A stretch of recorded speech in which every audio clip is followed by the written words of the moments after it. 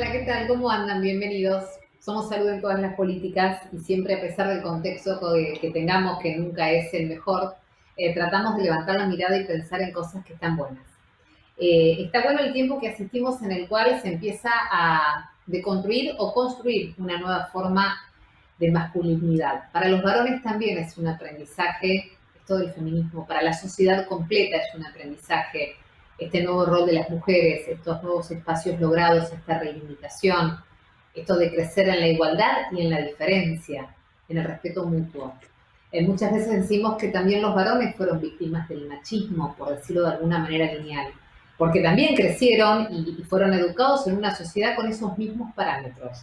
También es un gran aprendizaje para ellos y nos parece importante también dedicar parte de nuestro programa a hablar de este tema, porque es muy importante, porque resulta que juntos siempre la historia resulta mejor, siempre.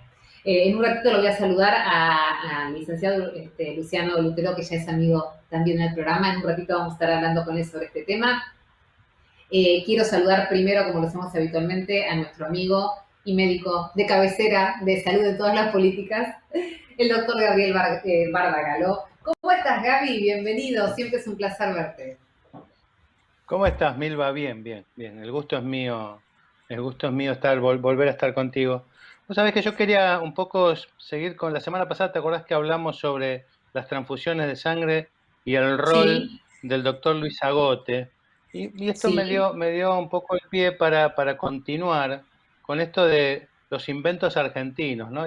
Quizá cuál fue el mejor invento argentino. Vos sabés que los A argentinos somos ver, muy vanidosos respecto de eso.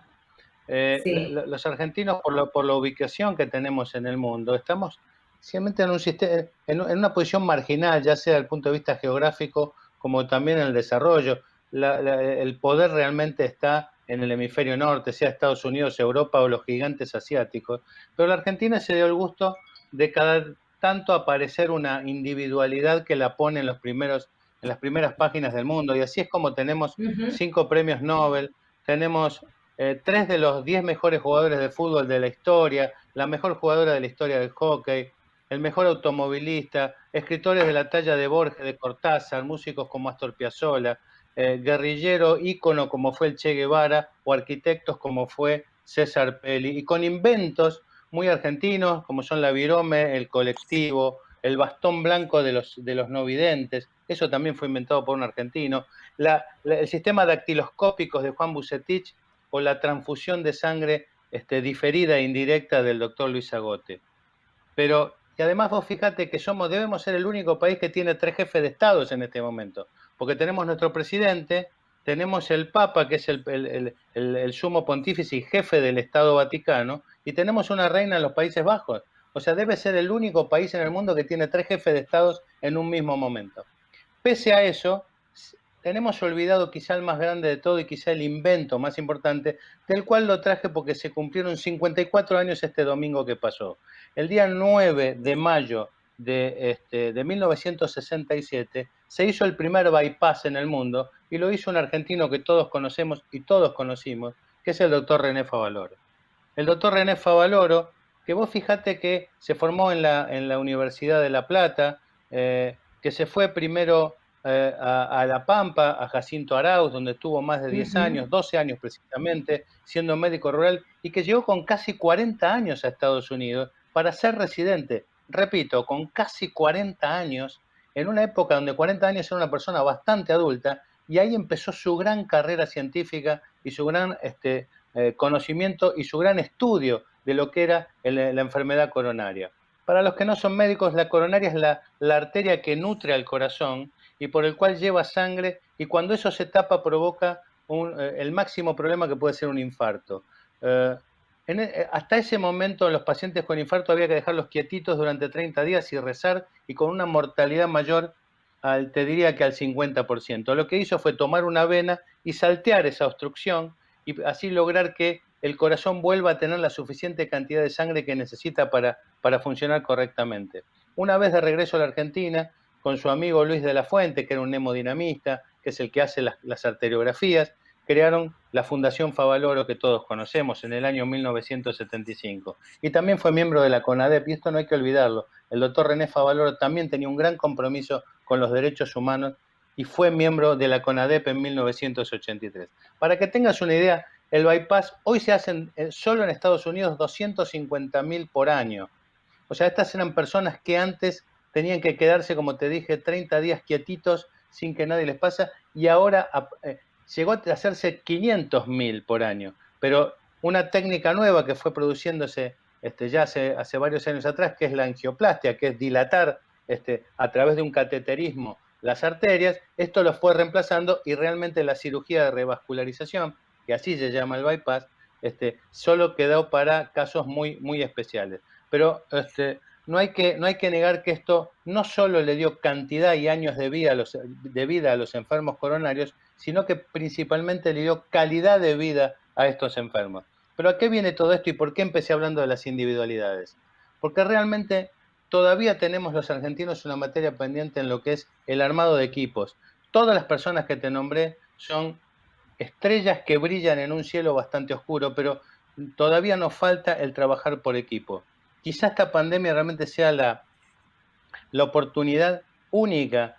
Yo creo que luego de esta pandemia no vamos a tener un héroe, un personaje o una celebridad a quien atribuirle la solución o la salida de la misma, sino que va a tener que ser la sociedad y la ciencia en su conjunto. Para terminar, te dejo una frase que decía el mismísimo René Favaloro: nunca recibí distinciones a título personal. El nosotros siempre está por encima del yo. Y esto es una deuda pendiente que tenemos en la sociedad argentina. Me quedo a escuchar a Luciano Milva, atentamente, como siempre. Gracias, Gaby, siempre. Qué linda columna nos trajiste hoy. Me gustó mucho, mucho, de verdad, te lo digo. Y sobre todo lo que comentaste sobre René, y comparto todos tus conceptos. ¿Sabes una cosa, Gaby? No. Antes de ser periodista, te voy a contar algo. Antes de ser periodista, o no sé si antes, pero si yo no hubiera sido periodista, me hubiese encantado ser pilota de avión. No me preguntes por qué. Me encanta volar y me hubiese encantado poder pilotear un avión. Me hubiera encantado muchísimo. Me quedó pendiente esa asignatura, por lo menos de aprender a volar. ¿Por qué te estoy contando esto? Porque en realidad te quiero contar la historia de una mujer que se llama Fernanda Coronel, que hace 14 años es pilota de Aerolíneas Argentinas, es una de las pocas mujeres que tiene la compañía. Durante 7 años hizo cabotaje, pero la otra mitad de su carrera la hizo en viajes internacionales. Y hace muy poquito fue una de las mujeres que se subió al avión y se fue a Moscú y trajo las primeras vacunas a nuestro país. Y queríamos hablar con ella. Primera parte de la nota, mira. Hola, soy María Fernanda Coronel, soy piloto de Aerolíneas Argentinas. En estos momentos, y ya hace 7 años, me desempeño como primer oficial o copiloto de la flota de Airbus 330 haciendo vuelos internacionales. Desde que comenzó la pandemia, empezamos a hacer vuelos súper especiales, trayendo argentinos que estaban varados en el exterior y necesitaban volver porque la pandemia sorprendió al mundo entero, trayendo insumos de China y ahora trayendo vacunas. La experiencia de estos vuelos durante la pandemia,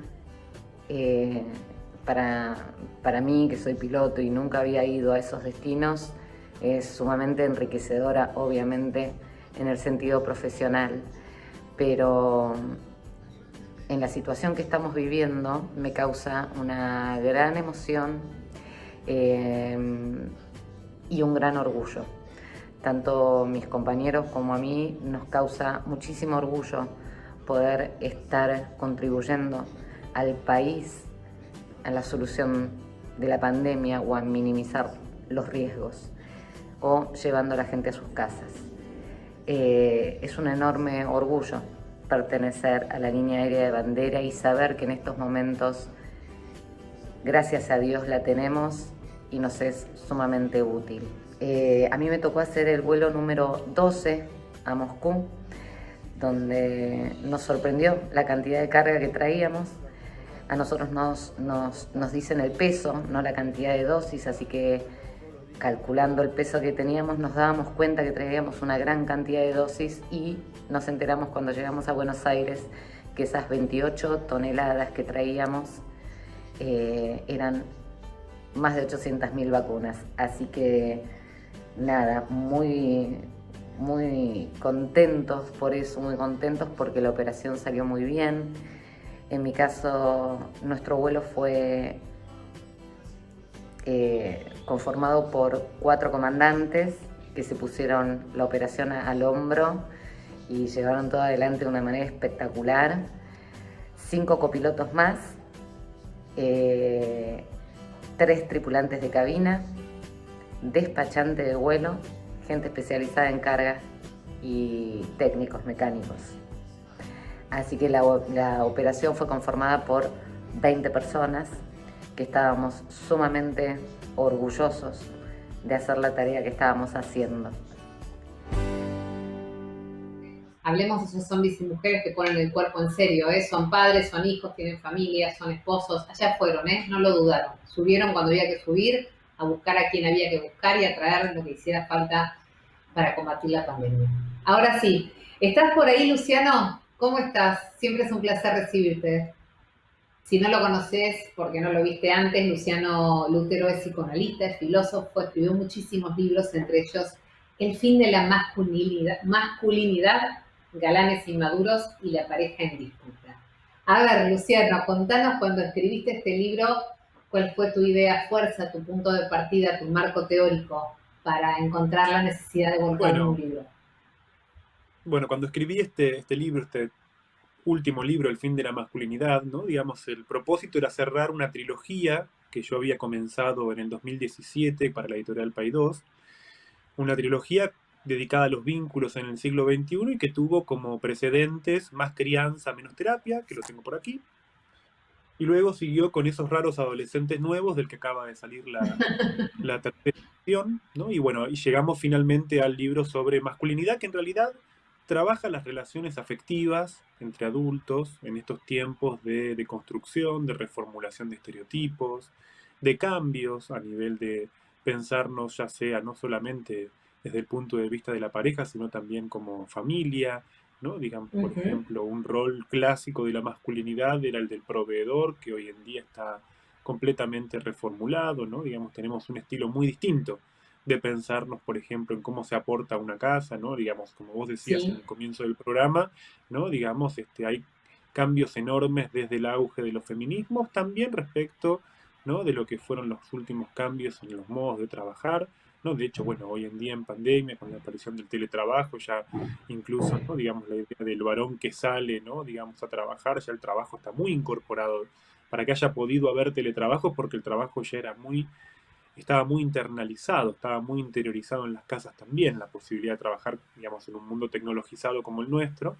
Y en ese contexto general de reformulación de vínculos, ¿no? Curiosamente nos encontramos con que, ¿no? Digamos, están todas las posibilidades para repensarnos y sin embargo seguimos muchas veces sufriendo amorosamente, ¿no? Digamos, perdimos los grandes mitos, por decirlo así, los grandes relatos del amor, ¿no? Digamos, las mujeres ya no esperan un príncipe azul, el varón ya no es un héroe, ¿no? Y pudimos trascender eso y estamos en un momento, sin embargo, de transición donde viendo cómo nos las arreglamos.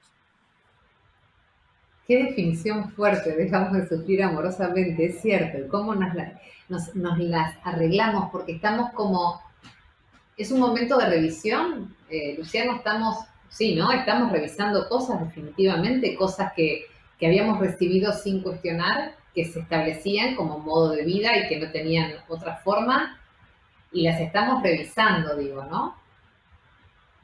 Absolutamente, ¿no?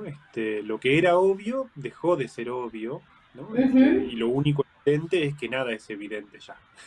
Entonces, claro, eso también genera un clima de desconcierto, ¿no? Porque a eso también hay que incluirle cambios muy, muy notables en el modo de vincularnos. Cambian los estilos afectivos, pero también cambian los modos de vinculación. Por ejemplo, ¿no? Hay toda una parte del libro del fin de la masculinidad que está dedicada a la cuestión virtual, ¿no? Digamos, nosotros tenemos desde hace unos años una forma, sobre todo en quienes ya pasan los 25 años, la costumbre del uso de aplicaciones que son un mundo totalmente novedoso, ¿no? Digamos, desde el modo en que alguien se presenta, ¿no? Hasta la manera de generar un encuentro, hasta lo que se espera, ¿no? Se modifican las expectativas, ¿no? Digamos, en ese punto, ¿no? lo que en términos generales podríamos llamar la virtualización del amor también genera un sufrimiento específico, ¿no? A veces estar pendiente de si el otro responde o no, nunca tener muy claro si se está armando algo o no, si va a quedar ahí, si se va a volver a ver al otro, y eso también, Es cierto, insisto, tiene que ver con un cambio muy grande en la formulación del modo de encuentro, de la porque relación. hacemos lo que hace 60 años, 70 años, conocer a alguien era conocer a alguien que era un conocido de un conocido, o se conocía el lugar en el Ujú. que trabajaba, y hoy en día, ¿no? Digamos, dentro del mundo de las aplicaciones, el anonimato, aunque conozcamos el nombre y el apellido, quizás nunca estamos seguros de que ese sea el nombre y el apellido, no sabemos si lo que nos está diciendo es verdad o no, no sabemos, o sea, hay un clima de inseguridad y vulnerabilidad mucho mayor.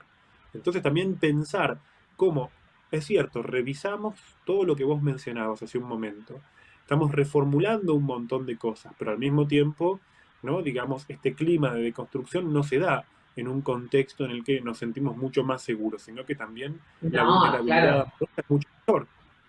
Salimos de los lugares conocidos de alguna manera, pero felizmente salimos de los lugares establecidos porque digo, esto que hablas va desde las nuevas formas de familia, que es algo que definitivamente deconstruye, porque la familia en líneas generales es la base de una sociedad, es lo que organiza una población, un país, y por suerte tenemos la posibilidad de que se empiece a hablar y aceptar y entender que existen distintas maneras de formar familias hasta muchos hombres que me comentan, y por eso lo mencioné en la introducción, Luciano, y vos seguramente lo vas a poder explicar mejor, esto que te digo, ¿no? Sobre todo tal vez hombres más grandes, de 40, 50 años para arriba, que te dicen que entienden este cambio que se está produciendo respecto de los roles de los hombres y de las mujeres, de esta reubicación y reformular el rol de la mujer, de las cosas que no se hacen más, de las cosas que no se dicen más y que en algún momento se aceptaban. Y ellos decían, lo que pasa es que a mí me enseñaron eso y yo estoy tratando de aprender a hacer otra cosa. Y ahí es cuando digo, también hubo un machismo o una sociedad patriarcal que formó también a los hombres de esa manera. No estoy justificando con esto ningún acto de violencia. Estoy hablando de aquellos que reconocen que les gustaría poder ser parte del cambio, pero es una lucha muy fuerte de construirse, ¿no? Absolutamente, vos ahí tocás un punto que es nodal, ¿no? Que es que el machismo también afecta a los varones, sobre todo porque el machismo se basa o tiene como raíz, ¿no? Una formulación clásica de la masculinidad entendida como demostración de potencia. El hombre siempre tiene que ser potente, ¿no? Uh ¿Eso qué -huh. implica? Estar siempre reforzando actitudes activas, entonces todo lo vinculado con la pasividad es visto como debilidad.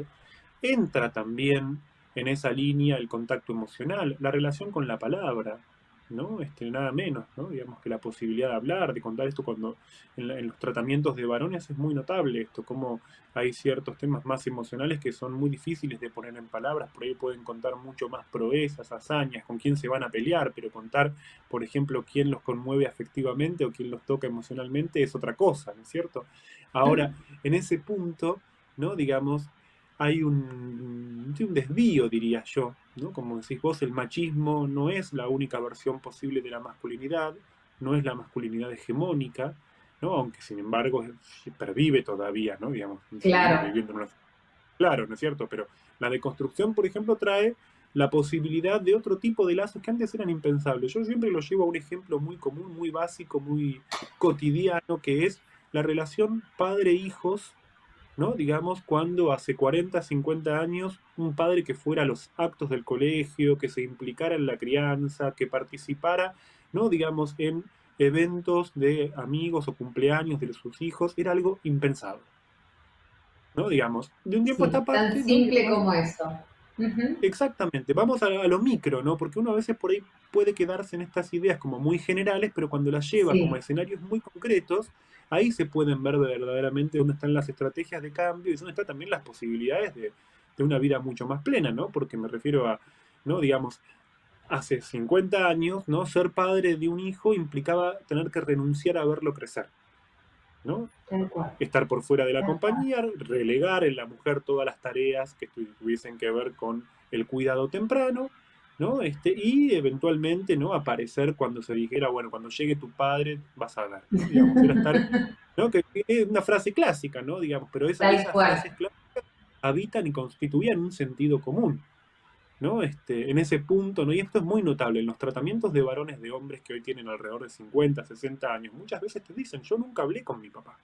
Nunca tuvimos una conversación, recién empezamos a hablar cuando yo ya cuando me fui de mi casa, cuando por ahí, Claro, ¿no? claro. Más de adulto, ¿no? Pero en el contexto infantil, por ejemplo, y esto es muy importante pensarlo para lo que va a ser de aquí a un tiempo para los varones, o mejor dicho, los niños de hoy que van a ser los varones del mañana. Eso quería preguntarte, te juro que iba en tu línea de pensamiento y quería ir ahí, ¿no? Estos niños que serán, o sea, estos niños varones que por supuesto además tendrán mucha más libertad de elegir qué quieren ser y cómo se autodefinen y cómo se autoperciben sin el dolor y la represión de otros tiempos, también serán distintos porque fueron o están siendo criados a lo mejor en una familia donde el papá, la mamá o las dos mamás o los dos papás o quienes sean sus tutores acompañan de otra manera respecto de otros tiempos, ¿no? Y en este caso hagamos puntualmente mención al varón, a la función del varón de la que estábamos hablando, ¿no?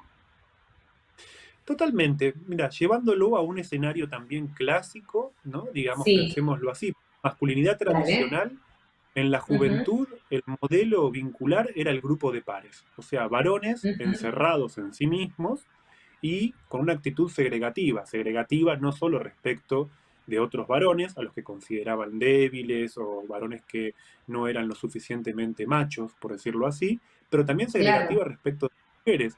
Y esto es algo que ya está cambiando. Afortunadamente, como decía, perviven los modelos, ¿no? Porque es verdad que, por Uh ejemplo, -huh, ¿no? Digamos, hay varones para los cuales, ¿no? Digamos, todavía el grupo de pares reactivo, defensivo, cerrado, ¿no? Pensemos en lo que ocurre, por ejemplo, lo que ocurrió en aquel episodio, ¿no? De Rugby, ¿no? Digamos, no le sí. atribuyo esto a Rugby, pero digo, por ejemplo, en esa actitud que culminó con un asesinato, ¿no? Digamos, vimos funcionar claramente la actitud viril del grupo de pares de varones.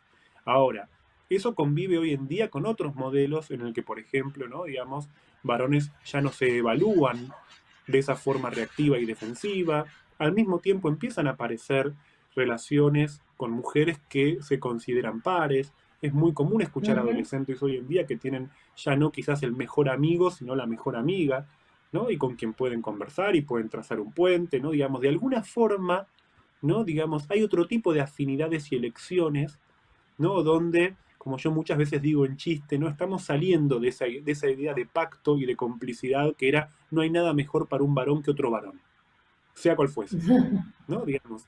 Ahora me parece que eso establecía un modelo que es el del pacto, ¿no? Donde, insisto, ese pacto llevaba al ocultamiento, al encubrimiento, ¿no? Digamos, al famoso, entre comillas, fuimos todos, o sea, nos protegemos, nos blindamos, y eso también generaba muchos problemas, porque genera los problemas de que pensamos en esta situación, si un amigo se manda una, ¿no? Digamos, tener que elegir el encubrimiento por sobre decirle a tu amigo, che, pará, ¿qué tal cual, hiciste?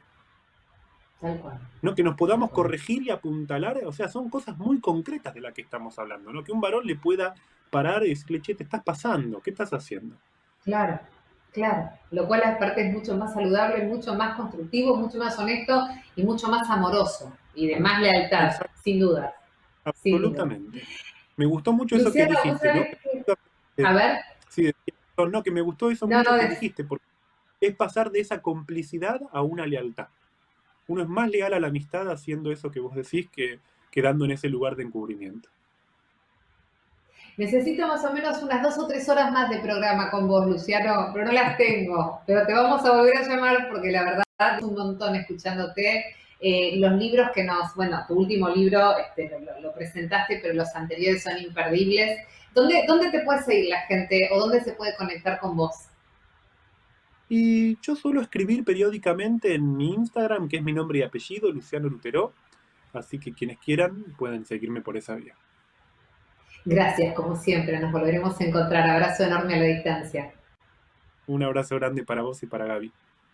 Gracias, Programón, entre Gaby, que siempre con las columnas nos mata, nos encanta. El testimonio de Fernanda, esta pilota argentina que va y viene a Moscú a traer todo lo que haga falta para luchar contra el COVID. Y Luciano, la verdad que tuvimos un programón, lo disfruté un montón. Somos Salud en todas las políticas. Hasta la próxima semana.